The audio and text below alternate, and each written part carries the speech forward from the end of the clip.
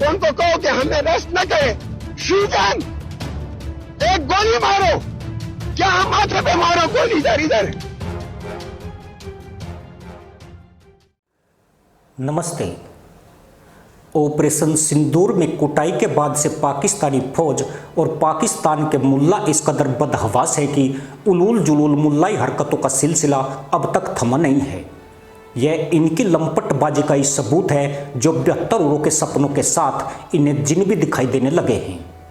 72 हुरों के दीदार की तरस तो हर पाकिस्तानी फंटर की पहली चाह है, मगर अब मदरसा मुल्क में जिन्नों की चर्चा भी खलबली मचा रही है। एक तरफ शहबाज शरीफ और आसिम मुनीर दुनिया में घूम घूम कर खुद के विजेता होने की डींगे हाँक रहे हैं, वहीं पाकिस्तान के फटेरू अब भूत जिन और फरिश्तों की बातें करके पिछवाड़े बजा रहे हैं और कह रहे हैं कि अल्लाह के करम से हिंदुस्तान पर जीत हासिल की है। इनकी मुल्लाई बकलोली ऐसी है कि गंवारू और जाहिल लोग कभी इंसा अल्लाह तो कभी सुभान अल्लाह बोलकर जिन्नों के कायल होते जा रहे हैं। हालात ऐसे हैं कि जिन्हें कल तक 72 हुरें दिखाई देती थी, अब जिन भी दिखाई देने लगे हैं। इससे झाड़ फूंक करने वाले मस्टंडे मुल्लाओं का धंधा अपने चरम पर पहुंच गया है। दरअसल पाकिस्तान के मंत्री मोहसिन नकवी ने अपनी फौज के चेहरे पर कायरता का ऐसा तमाचा मारा है कि जिससे मुनीर और शहबाज के चेहरे पर आजकल हवैया उड़ रही है। पाकिस्तान संभालने का बीड़ा उठाए नकवी का बयान आज हर मुल्ला को गधैया नृत्य करने को मजबूर कर रहा है। नकवी के मुताबिक पाकिस्तान ने जब अपनी तरफ से मिसाइल फायर किए तो उनमें एक मिसाइल में कहीं पर कोई नंबर फायर करते हुए फर्क आ गया। इससे सारे मुल्ला परेशान हुए।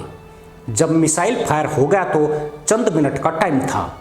बीच में तो हुआ ये कि फौज को फिक्र थी कि इंडिया की किसी सिविलियन आबादी को अटैक ना करे या उनका कोई एक भी सिविलियन भी इसमें मारा जाए। फौज यही सोच रही थी कि कमाल हो गया।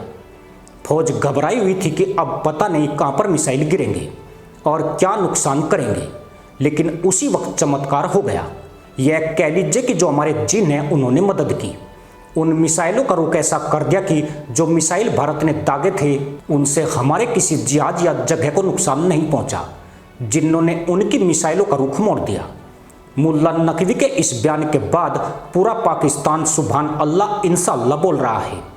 लाहौर की हीरा मंडी के चौराहे पर कई मुल्ला अब तक गधैया नृत्य करके जा चुके हैं, पर फर्क मिसाइल के नंबर में नहीं था।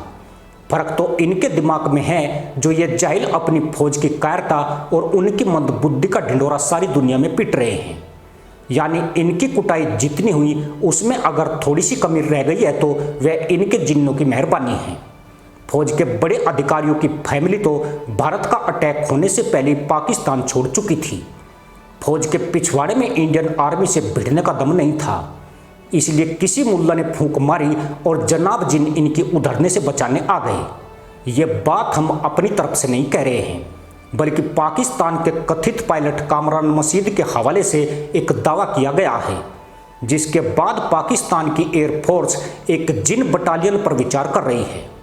कामरान मसीद के मुताबिक जब उसने दुश्मन का S-400 तबाह करने के लिए जहाज को टेक ऑफ किया तभी उसे फील हुआ कि उसके जहाज के साथ कुछ चीज़ें यानी रूहानी उड़ान शुरू हो गई है।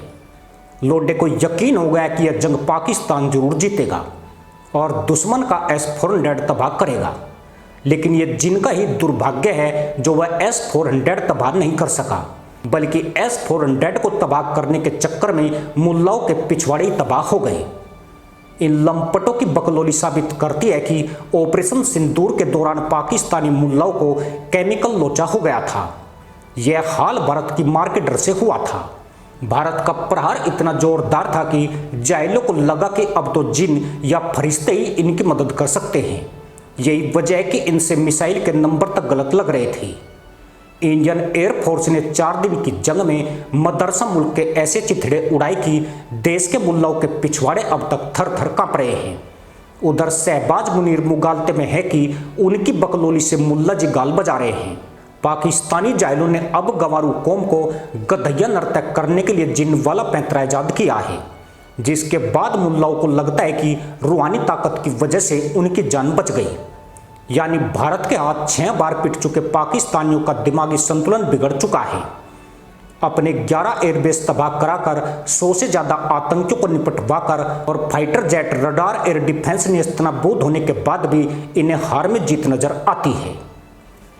इसी के साथ अनुमति दोस्तों, जय हिंद, वंदे मातरम।